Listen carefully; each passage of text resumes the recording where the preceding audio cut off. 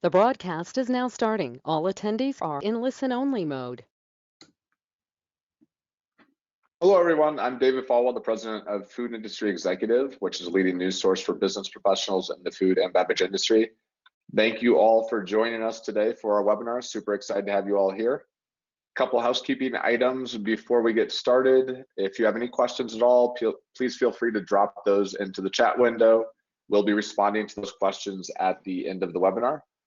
Today, we are pleased to present the topic, Take Control of Your Food and Beverage Plant Floor, with our webinar sponsor, Plex Systems, who is joined by Revolution Group and Barrett Pet Food Innovations.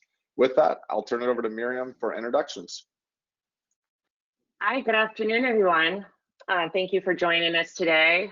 Nothing like having a food and beverage centric webinar during a crazy election. So we're really glad you're here, and hopefully the next few minutes will be interesting. We have great topics today, and we could probably talk about food and beverage and how to take control of your plant floor probably for many hours. But we have a few folks that are going to be presenting today. They have, amongst the three of them, a lot of experience in the industry at different levels. And I'm really excited to get this conversation going. We're going to do it a little differently today.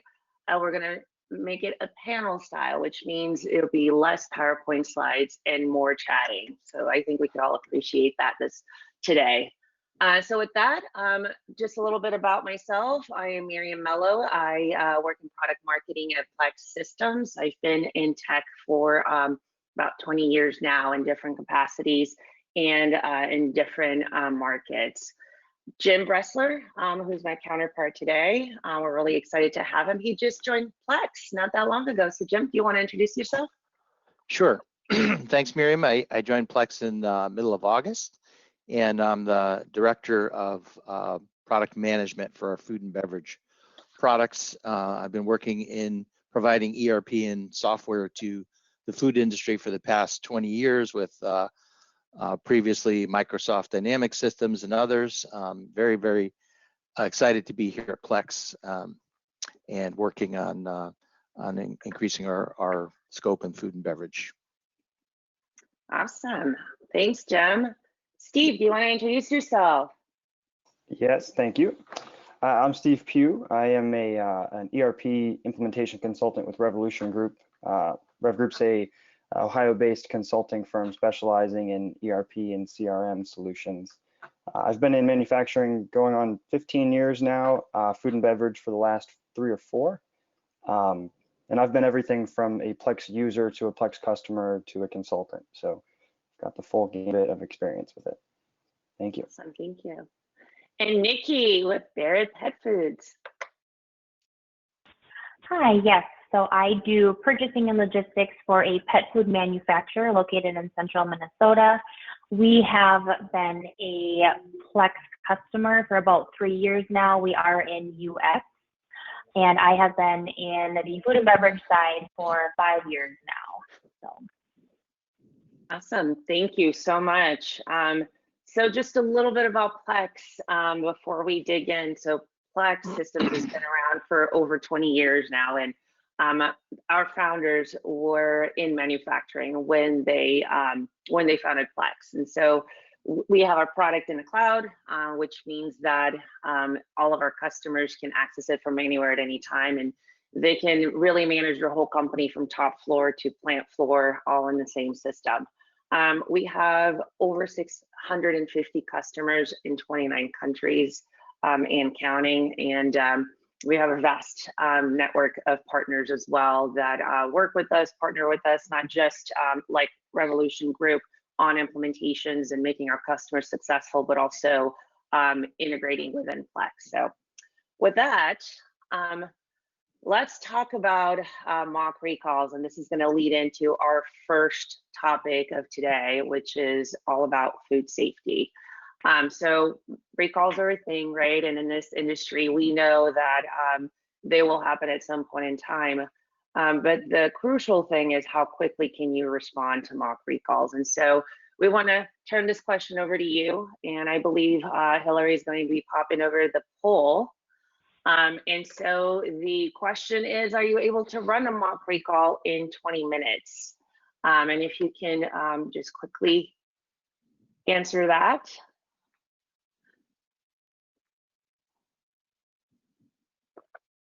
Yes, no, or it's okay if you're not sure.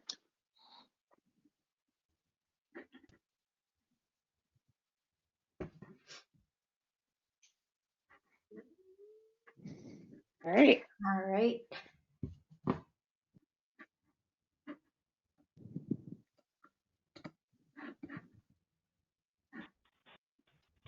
And here are the results. It looks like 0% of you said yes, 38% said no, and 63% said not sure. Okay. All right. I think it's, there we go. All right. So food safety, plan, monitoring, and reacting. Those are all three important areas to think through. And so this morning, let's get started. So Nikki, let's start with you. How is Barrett managing everything around audits and recalls, and how has technology helped you guys be able to manage those and turn them around pretty quickly? So for us, prior to Plex, we didn't have any type of software or any kind of system in place. All of our information was held in different binders, whether it was raw materials coming in and having to track that specific lot, or our finished product shipping out, bill of lading, all of that massive binders that's where everything was kept. And so for us, when we had to do either a mock recall or when we had auditors come in, whether or not it was planned or not planned, I mean, we would spend 10 to 20 minutes sometimes just going through binders, locating the documents that were required. With Plex now, we are able to pull all of the documents from one place, versus if we knew an audit was coming, you know, we might take a couple days ahead of time to get all the necessary documents or what we thought they were going to be needing, get those all pulled, where now we can pull everything from Plex and we're able to trace up and downstream in order to do our mock recalls. Awesome. And what are you guys doing in terms of certifications? Like, how are you managing that process? It's painful and it's lengthy, right? I think everyone in the audience probably has had to do that at some point or another.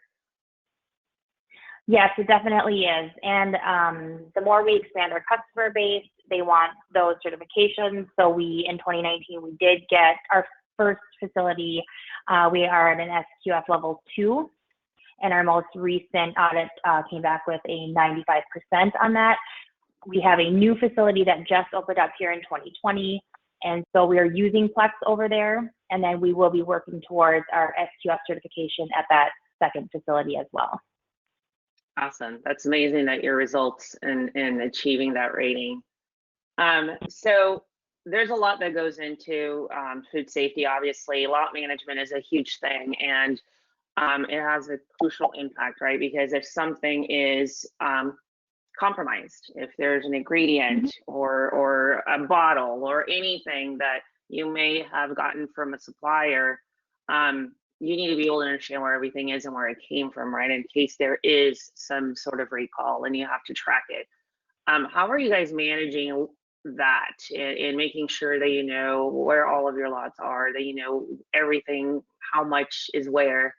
Can you talk through a little bit of how that happens at Barrett and how that has a level of impact in terms of tracing and your auditing and even, God forbid, a recall?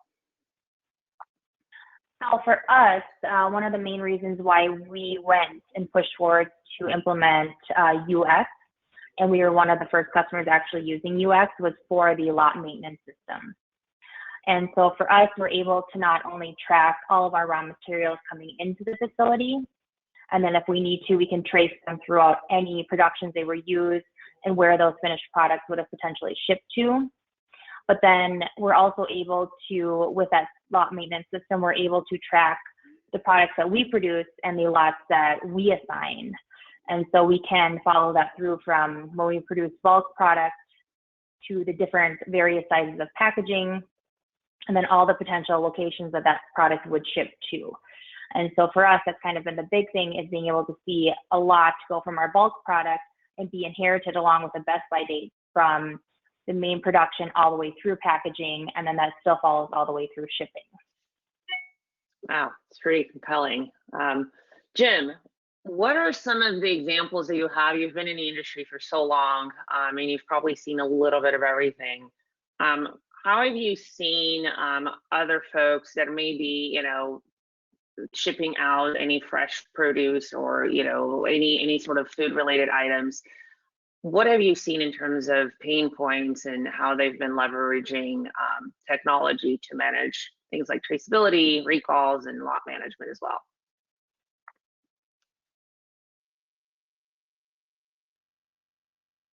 Wanted to tell a success story there of how we managed recall in the spinach industry. This is bagged salad, so it was products received from the field. It's processed into the bags you might buy in the supermarket, and so there's a production step in between, and maybe mixed with other things as well.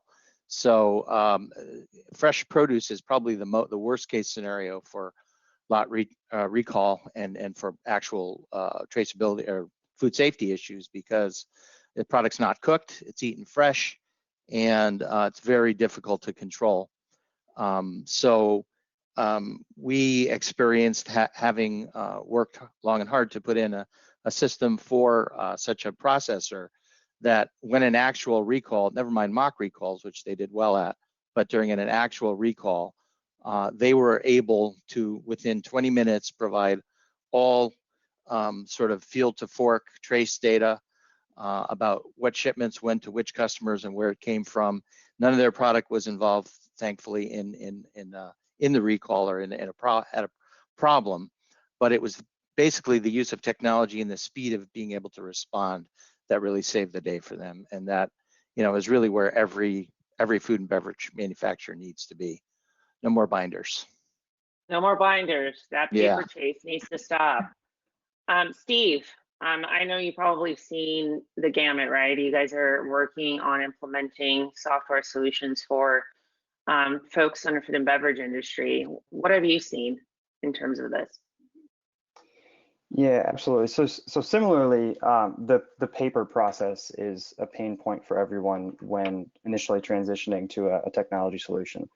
And really, one example I have of that from recent experience with a customer is some line side inspection data for a batch recipe of theirs. And really what it was an operator recording on paper manually a series of inspection points that were then filed and sat on a desk or a workstation.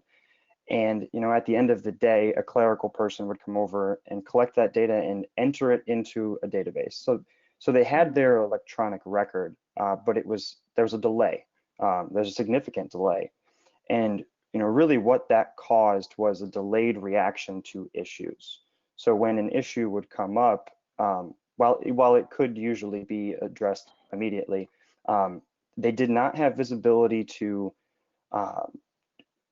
inspection data that was trending toward a failure, right? So with a technology solution like Plex, that real-time data entry, which is moved to the line side inspection point, being entered into the system, that data is continually being gathered and can be reported on immediately. With the stroke of a key, you now have that data to report on, and you have better visibility to trends that are leaning toward failure, and you can take action on them before having to react to them. So yeah, so having that data at your fingertips in real time is crucial.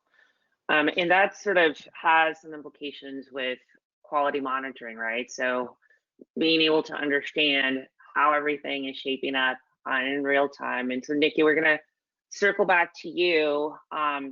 You guys, obviously, you're making pet foods, right? And you're making it not just for dogs or cats. You guys even are doing for birds all over the place, right? So you guys have to really be on top of your quality, and you need to really ensure that you're doing exactly the right thing at the right time for the right end customer. what are you guys, what have you been dealing with in terms of quality monitoring, and sort of what's some of the pain points that you were dealing before you were using technology to help you? I mean, before we, one of the biggest things that Plex has really helped us with is just being able to manage our raw materials. Now everything comes into Plex, it gets labeled with the lot number. We can fully track our physical inventory. That's really helped our physical inventory. One of the biggest things is as our raw materials are received and our operators are allowed to use them, because it kind of comes into the system now and goes on a hold, we can make sure that we have the proper documentations, whether it's our C of A's or COOs, and then before that those are released for usage, then we have everything documented in our system, and then they can go ahead and use those new products. It also kind of helps to, we don't do a hard FIFO, but with just being able to bring materials in that go on a hold already, it does kind of force our operators to use some of the older product that's sitting out in our warehouse before some of the newer products. For us, we are still looking at expanding a lot and using Plex more to do some control plans and different things, and that's just kind of the direction that we're moving now. It's kind of our plan. Awesome. So Steve touched on this a little bit, the whole concept of being able to react and react quickly. And I'm sure everyone on this panel has lots of examples of that need to react when something goes awry, whether, you know, there's a failure in the production line, or, you know, something is impacted and there's a potential for a recall. What are some of the biggest examples that you've seen where food and beverage manufacturers had to really jump quick, and in how would they save, quote unquote, their world when they had to ensure that something went wrong and they needed to get in action really quickly? So Steve, why don't we start with you? So going back to that same example I just gave with that paper process, similar to that, they had other inspection points that were essentially a delayed test result. They would be running their production, and they would take a sample and send it out to an outside vendor, and bring that back in days, sometimes even a week later. With the tight control in a solution like Plex, what that does is it allows you to take that, so the associated test data, and apply it to the lot that it was taken from. And with that, at the point that that delayed test result came back in and it was entered into the system, if there's a failure, that lot could have been consumed. Essentially, they ran at risk. So that lot could have been still sitting in the plant floor. It could have been consumed into downstream process, what have you. If there was a failure, you have full control over that inventory that is affected. All of it downstream and upstream has trace records associated to it, and allows you to immediately react in the system, and then follow that physically by quarantining the inventory on the floor or what have you. And like I said, that can go as far as reaching the produced product or the lot that it was produced from. You have full control over all of that inventory, and can quarantine it or put it on hold immediately, disallowing anybody from using it. So.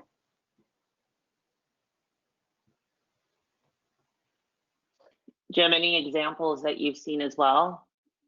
Yeah, I mean, this is a common sort of thing to have happen, or can happen, especially if you're working at risk. But I think one of the biggest advantages of everything electronic is that, kind of in the old days, the only way you could really quarantine your material is by physically moving it, which, depending on what it is, can be a big effort. So, and even, for a lot of companies, they want to make sure that it's not considered available anymore for planning purposes, for new sales orders or new production orders. And with an electronic system like this, where everything's integrated, as soon as you know that it's on hold, you can take it out of the available inventory, and you don't have to move it at all, because it's sort of immediately quarantined in place. So a lot of sort of non-value added location transfers that people used to have to do, you don't have to do anymore. And if you're using scanning on the shop floor, which everybody should be, the operator is immediately prevented from using that inventory, as soon as you hit the button. So that's a huge advantage there. Yeah, it really is. Nikki, any examples around being able to react quickly? It's just mainly, and like Jim was saying, you don't have to physically move anything, but sometimes during production, maybe we'll have a few totes of product that maybe look a little out of spec and need to be reviewed by our quality team before packaging. They can immediately be put on hold, then everyone is notified, and it just helps so that when packaging decides to start packaging that specific lot, they can't scan it into their system, they know it's already on a hold, and even just looking in inventory, they visually can see that these need to be reviewed, and we need to call our QA in order for us to have them released and ensure that it's good product to package. And it kind of flows with the same on the raw material side. Something comes in, maybe it's out of spec, we can put it on hold. It's not able to be used by operators, and it doesn't show up as available inventory. Yeah, and one thing other thing I'll mention is that it doesn't necessarily have to be the whole lot that is put on quarantine or on hold.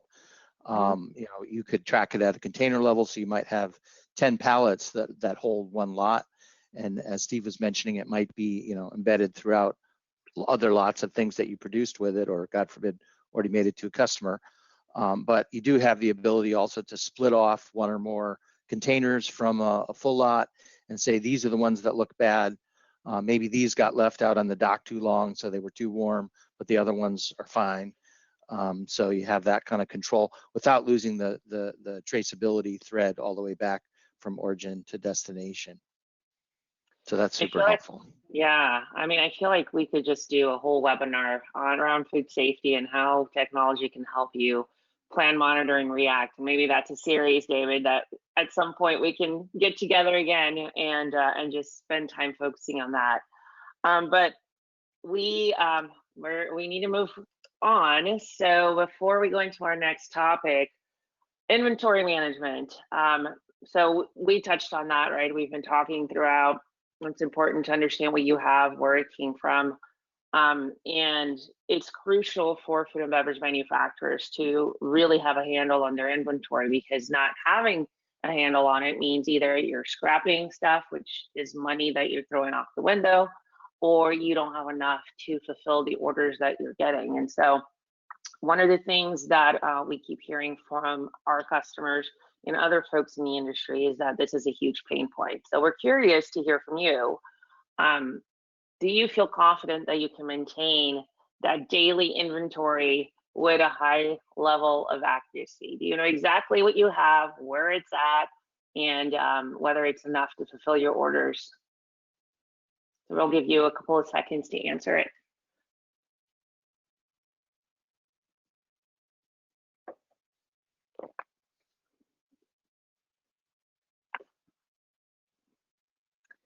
I feel like we need a little bit of elevator music or the Jeopardy song during these. What does it look like, Hillary? Any results so far? All right, still waiting for a few more votes to come in, but right now we're seeing a pretty clear skew towards somewhat agree and don't agree. We ended up with 40% saying they somewhat agree and 60% say they do not agree. Okay, wow, all right. This is almost like the election results from last night. So that takes us into our next topic, which is around production scheduling, process monitoring, and control. And so this goes underneath the inventory management, obviously, but there's more, way more to it than that. It's not just about managing your inventory. It's about knowing exactly what's happening on the plant floor, being able to track in real time, being able to pivot if you need to tweak shifts around, being able to react quickly if there's some changes in customer demand. And so, Nikki, can you start off by telling us how Barrett is currently working through and managing production and having visibility across everything that happens in a plant or in a warehouse. How is Barrett working through that, and how are you guys tracking inventory and making sure you have what you need at the right time? Well, Plex has helped us just from a planning side. Then we are able to just be able to plan further out. Prior to Plex, we didn't have any sort of system, so I would have to send our crew out in order for me to be able to order, to then set our schedule. They would have to physically go take an inventory of what's in our warehouse. Then I would work on getting everything ordered and in. Now we don't have to do that. So we can kind of plan productions further out, know what's coming in. So from a raw materials side, we are able to manage our inventory a lot better. From our production side, it also helps if we're supposed to, we can see kind of in real time if we're supposed to be running 100,000 pounds of a specific dog food and maybe something happens along the lines, operator error or just a miscommunication, and they only produce, let's say, half of that run. Well, then we can kind of see what happened, and then we can kind of push, if we need to, we can circle that production back in and we can continue on and run the rest of the product as we need to. So, I mean, from both sides, from raw materials to finished products, it really has helped us visually see kind of where we're sitting. Thanks, Nikki. That's great. Steve, and what are your thoughts around it? So really the main benefit that a lot of customers that I've worked with have seen is the real-time inventory activity, if you will. So as Nikki stated, you run half of your production run, you're going to immediately see that reflected in all of your requirements planning tools in whatever technology you're using. And really that gives you visibility to your current on hand as well as your planned or scheduled on hand, you know, at the assumed time that production may be completed. So if there's a delay mid-run and that date is then adjusted to reflect whatever occurrence happened, you'll see that demand or that material availability or lack thereof, you'll see that it move immediately and can plan accordingly to it. So really being able to see where production schedules can be manipulated to meet, you know, changing customer demands or changing material availability, it gives you kind of the full control over making sure you have what you need for your internal production or your customer's delivery. You have it where you need it and when you need it at the right time. It's important.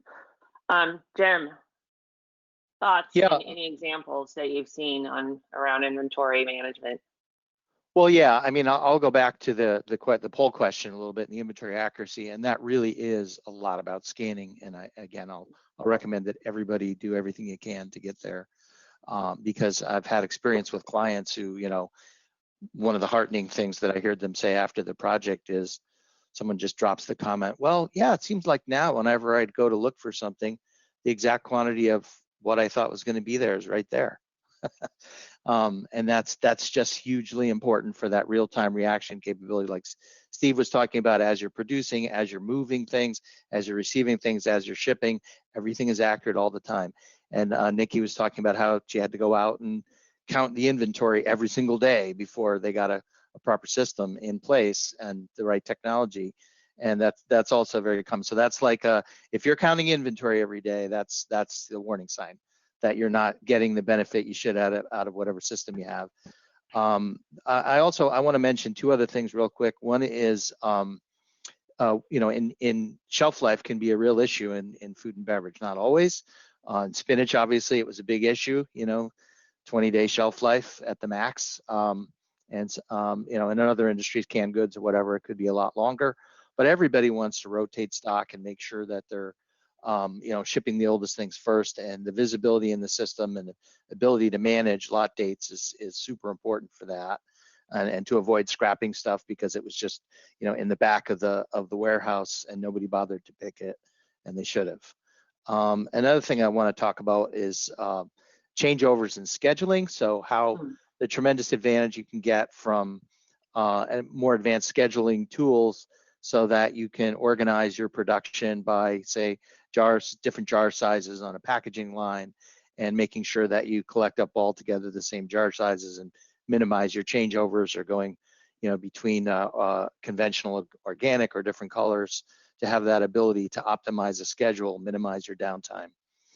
So these are all areas in which the technology on the floor can really help. Like counting inventory manually sounds like a fun task to spend hours upon hours doing.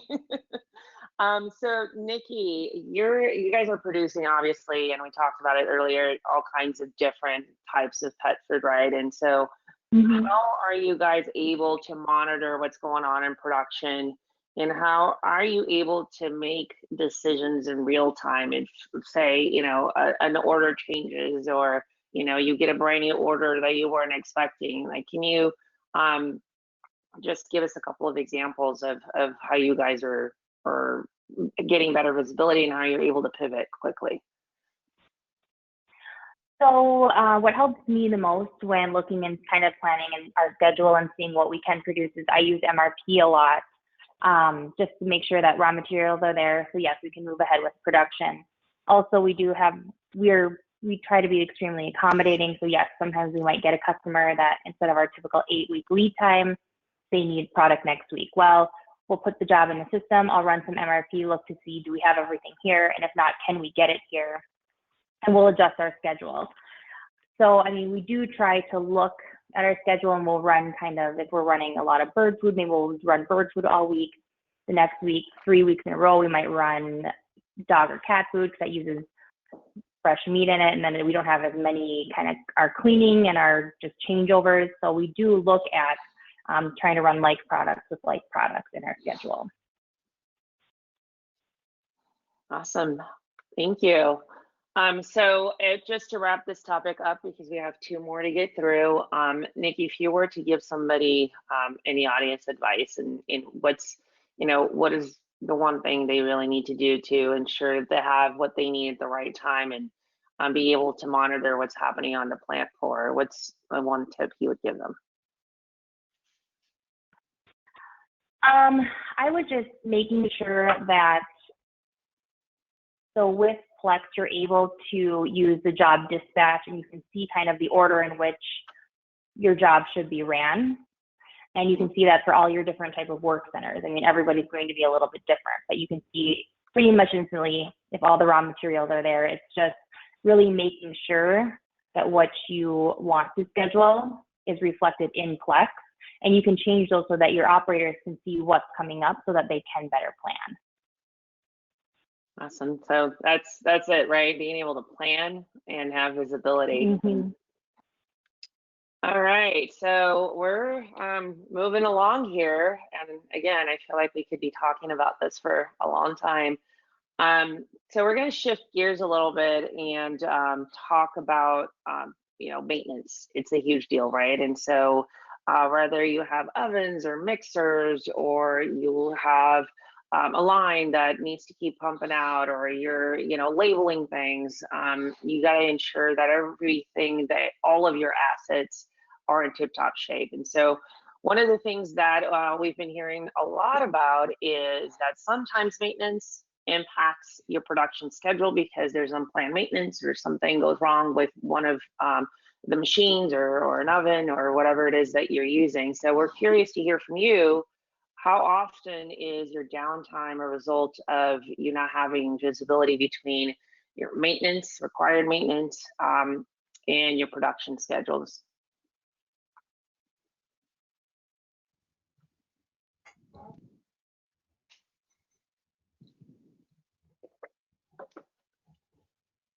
Dan, we need that Jeopardy music.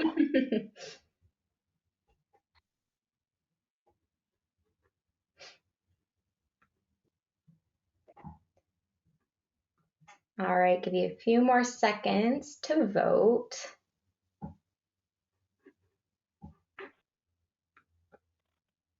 All right, we have a unanimous result.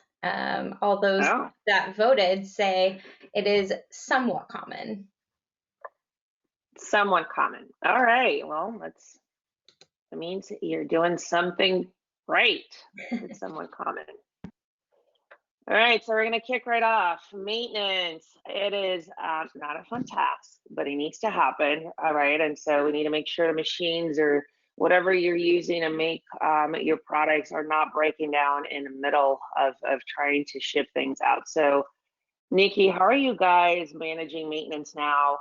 What are some of the things that you were dealing with before you had a system in place? And how has that changed from sort of a preventative versus reactive mode? So we've definitely changed like over the past couple of years on how we handle maintenance. It used to be where you tell someone from our maintenance staff as you're passing in the hallway, hey, this broke or needs to be looked at, or whatever the case may be. They would go on to their next task, probably forget it, and then it'd be a couple of weeks before it was brought back up again. Then we tried where you'd fill out a request form, which it was a little bit better. And now we use the maintenance module, which works out everybody depending on if they're in our packaging department, one of our raw materials, they all can put in their own maintenance requests. And then we do have somebody that does kind of manage that and makes sure that it gets finished from just that it gets completed and taken care of. And some of that does help when we can see that, hey, we have something that might shut us down. Maybe we work that into when we're shut down already, whether it's for cleaning or some sort of equipment changeover, you know, we can slide that in there so that we're not taking away from our actual production time. And Steve or Jim, either one of you, anything that you've seen before in terms of, you know, sort of mishaps or you know, alarming things, and then any success stories that you've seen too on how, you know, folks have been able to go from, oh my gosh, you know, things keep halting my production versus we got it. It's smooth sailing. Well, something Nikki alluded to is the ability to tie together your assets, your equipment to the machines producing your material. So the workstations, if you will. And really the common theme with a lot of these pain points and the solutions that technology brings is the real-time visibility to data and reacting on that, basically being able to see immediately in the system when something happens and having the records to reflect that. So one big benefit and really a win that I've seen almost every one of my customers use is that tying together or integrating your piece of equipment with your workstation in production, it gives you visibility to your planned maintenance schedules, of course, but also it allows those unplanned downtime happenings to immediately affect your production. Of course, we don't want it to, but it gives that notification to, there's a line down right now, and you know that could have resulted from a production action that then notifies maintenance. It's all done systematically. So eliminating that time in between where somebody needs to run across the plant to notify someone in maintenance that something's down. I mean, if you have a coordinator, then they're going to see that immediately and can react on it. And the downtime recorded to the workstation, which is ultimately impacts your profit, it's going to be reflected because of that maintenance requirement. So it all goes hand in hand with your maintenance schedule and your production schedule as well. Those are two things that you really need to have in sync. Go ahead, Jim. I was just going to say what I've seen in many companies as a maintenance department is sort of an unregulated environment. You know, when you get in there, there's a big tool crib and a spare parts bin, but it's not in the system. Anybody's free to go take apart and do what they want with it. So just and it's really a shame because you already have a system that can track inventory. It you know has schedules and so forth, and has a general ledger, so you can keep track of all these things instead of just expensing all the maintenance materials that you buy and parts. And just the whole idea of putting discipline around it so that you're tracking the inventory and you have spare parts lists, you have parts that are going to be required for preventive maintenance or that you want to stock for potential, you know, emergency repairs. You can make sure you have those parts in inventory and watch the inventory. You can put disciplines around the preventive maintenance part of it so that hopefully you avoid the unplanned downtime. You know, the other thing I'll mention is that it also by having all of your maintenance work done under maintenance jobs in the system, whether they're preventive or emergency, you get a great record then of how much you're spending on each of your maintenance assets and trends over time. So that really helps when you're making your capital budgeting and deciding when's it going to be time to replace this line and upgrade it or rebuild that motor, whatever it is that you need to do to address the costs kind of starting to spiral out of control. So, discipline and visibility, like Steve said, that's really the theme of this whole presentation. Yeah, and it saves you money in the end, right? Because you're able to budget, you know what needs to happen when. And I think in these days, we can all save a few more pennies, right? Sounds good. Yeah. All right. And so before we move on to the last topic, I just want to remind everyone that if you have questions, I know we've been zipping through these topics pretty quickly here, but if there's things that you kind of want to hear a little bit more about, we will have some time in the end for questions. So feel free to start popping them into the questions section in the GoToMeeting app. And then we'll definitely try to answer as many as we can. All right, here we go. Another poll question. And this is going to help us transition to our last topic. In terms of your sales data, and so, that's one of the big things, right? You need to sell your product, you need to attract new customers, you need to keep your current customers happy. But are you able to slice that based on your fully loaded costs? Are you able to really get a good handle on that?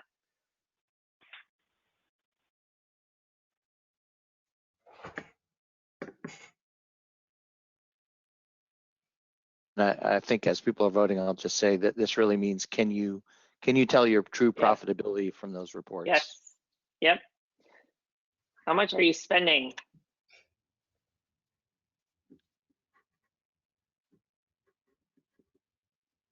Hillary, how do we look so far?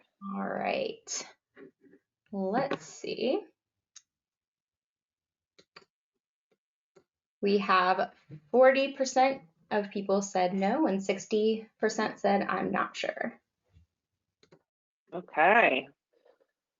Well, let's dive right in then, and let's talk about cost analysis and analytics. I know this doesn't sound like a very riveting topic, but it all comes down to this, right? Everything we've talked about until now, being able to get a handle on food safety, being able to get a handle on what's happening in your production floor, maintenance, inventory management, all of that means nothing unless your bottom line looks great, right? And you're making more money than you're spending. And so let's get started. Steve, what are some of the areas where you feel manufacturers are struggling with right now in terms of being able to reduce costs and being able to budget and forecast?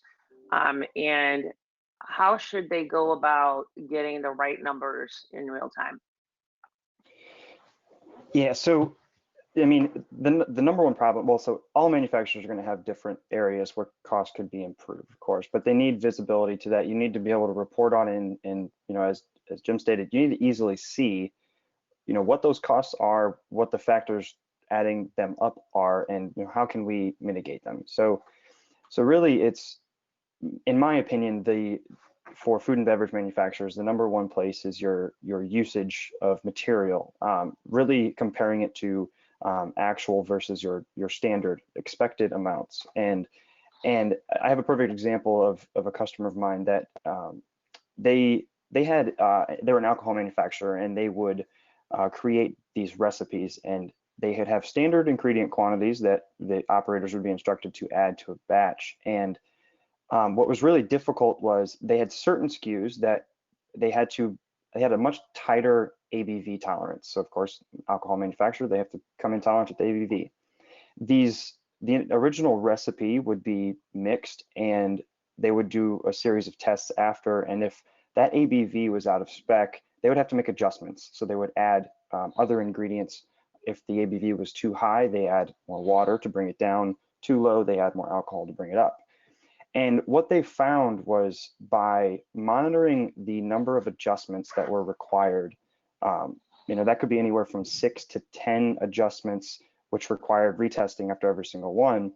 They tracked a number of things with this process. They tracked the labor associated with those tests, the adjustments, the mixing, the remixing, and then they looked at the actual usage that was recorded based on their standard ingredient quantities, and they found that because there were so much of a variance in certain ingredient quantities that could aid or take away from that ABV coming into spec, they were able to really monitor the whole cost of that recipe and see where they could reduce that by firstly adjusting their standard ingredient quantities, so that those adjustments that they've recorded and trended on over the course of a few production runs, they can see that, okay, our certain quantity of this is too low. And tying all of this together, they were able to make adjustments that ultimately limited or eliminated some of those additional adjustments, testings, and ultimately more labor associated with that particular recipe. So they were able to capture a lot more of that by reducing the time it took to produce and validate that that recipe was good.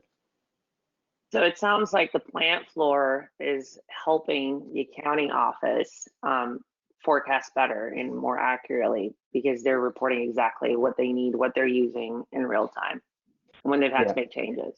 Yeah, absolutely. I mean, oftentimes your accounting is looking at your extended cost of a certain labor, overhead, material, whatever it may be. But when you give that visibility to the plant floor, they can look at the cumulative hours that it took to produce a certain thing, the usage of the ingredient that was required, and really why it was so much of a variable difference between standard and actual. And they can really make judgment calls or analysis on that before it even gets to accounting, where then they take it down the chain and say something needs to change. Our costs on this are much too high. Right. And so is that client, have they reported an increase in demand over the past 6 months for their alcohol product? Absolutely. Yep. You'd be surprised.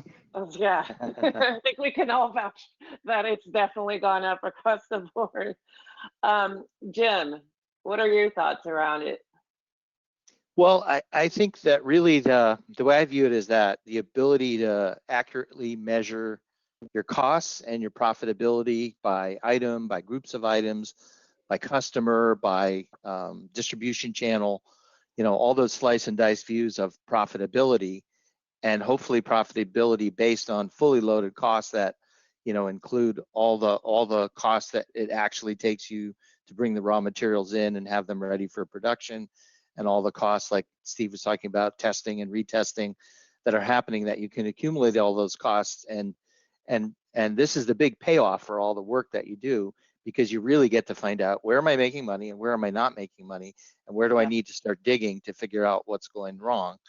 And I'll just give an example. I worked with recently with a apple products company. So they make private label applesauce and apple cider vinegar, for all the major retailers, and have their own brand too. But when we started the project, they were highly focused on labor and wanted to make sure that they weren't spending too much labor, that they felt that's where their cost challenges were. Well, as we were able to use the system to put a spotlight and give more visibility to the profitability, they found out it was actually a procurement issue. Like, how much were they paying for the apples, and were they using the right grades in the right processes, and not overdoing it, and that proved to be the critical cost driver for them. It could be any number of things, but the main point is that you should be able to have that visibility to like find out where your issues are, and then working down to like the shop floor level that Steve was talking about, to dig in further and diagnose it and figure out what you're going to do about it. But that really is the only reason you should do it.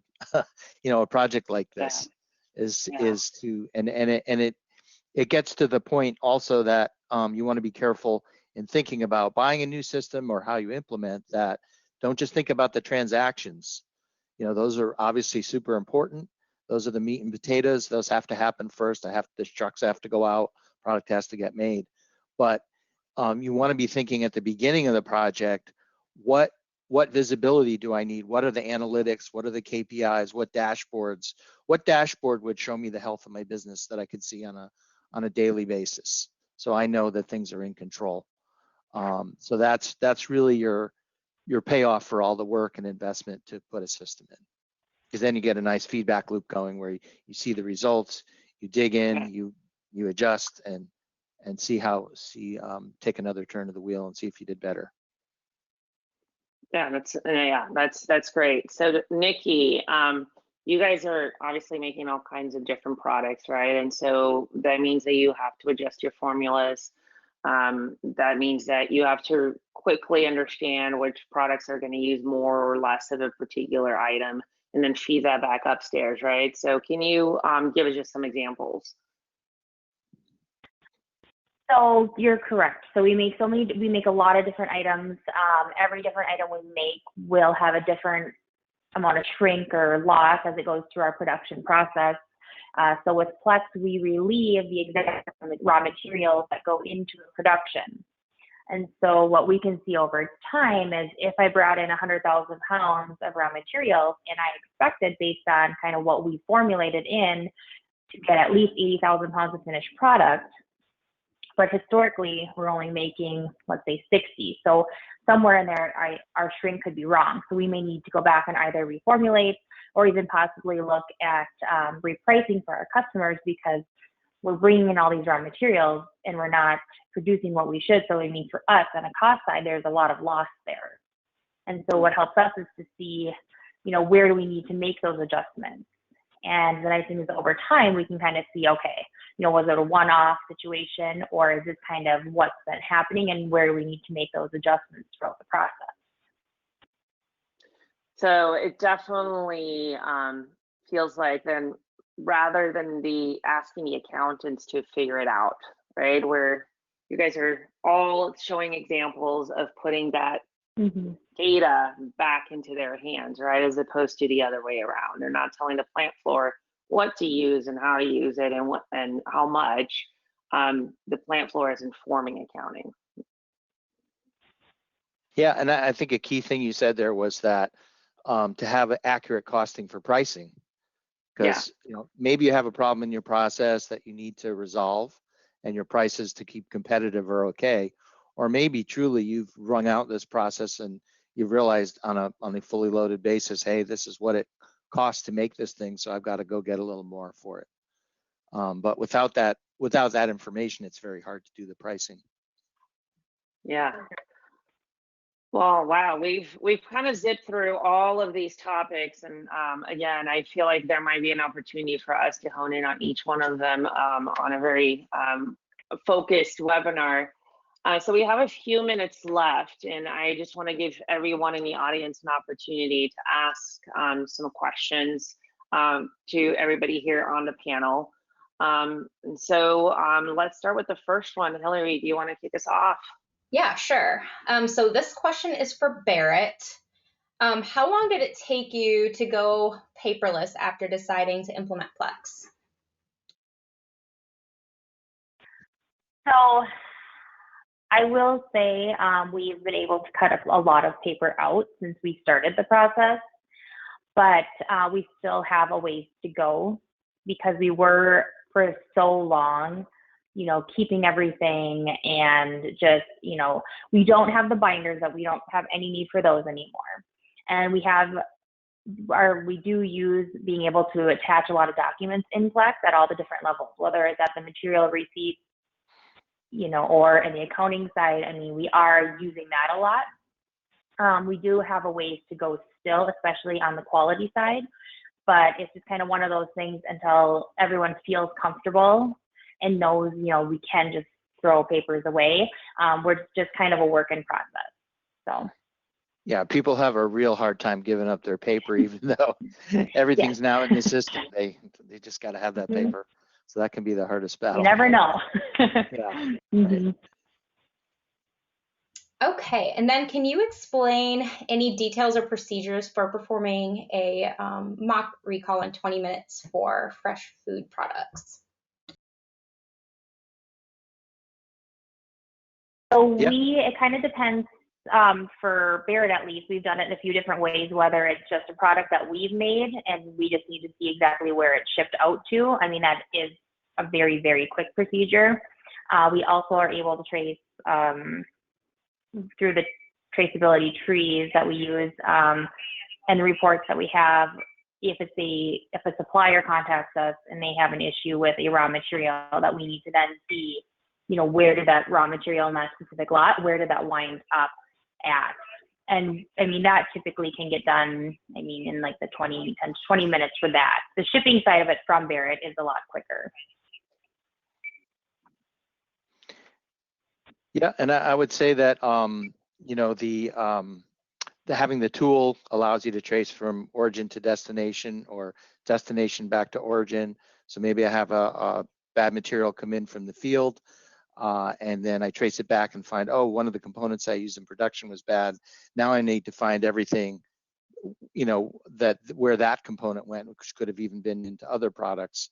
So it's basically, if you have all the lot trace records in the system, you can pretty quickly go back and forth.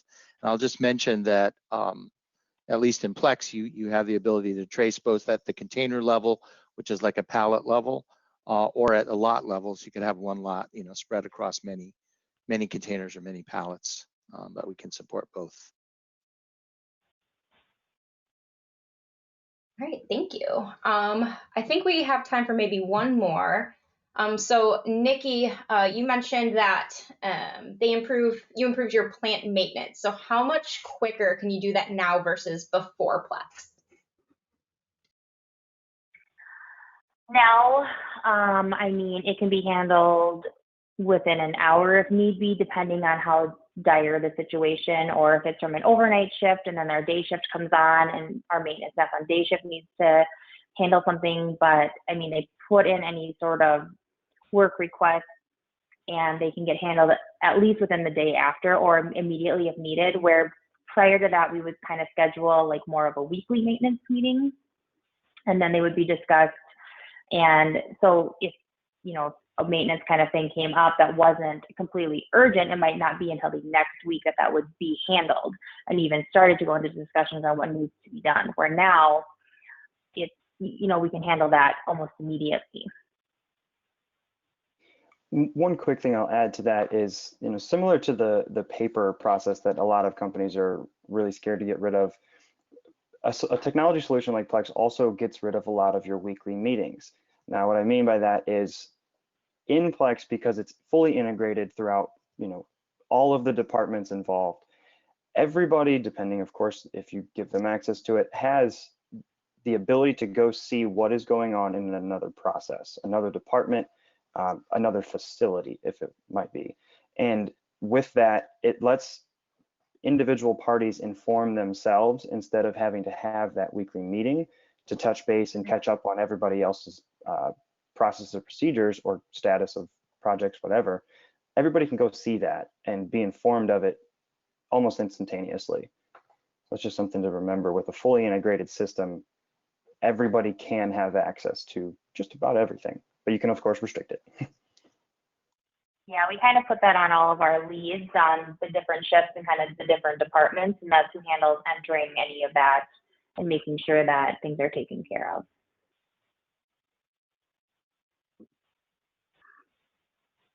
All right, do we have any more questions, Hillary? Or we're at the top of the hour, right? Yes, we are at the top of the hour, and any questions that we didn't get to, we can send answers via email. Perfect, awesome. All right, so with that, thanks everyone for joining us today, especially during election time. We know everyone's attention span is probably going from your phone to the screen, so we really appreciate you being here with us. And we'll probably be doing a lot more of these and being a little bit more focused on these topics. But until then, if you want to find out more, you can visit us at plex.com/food. So thanks so much. Have a great rest of your week. Thank you very much.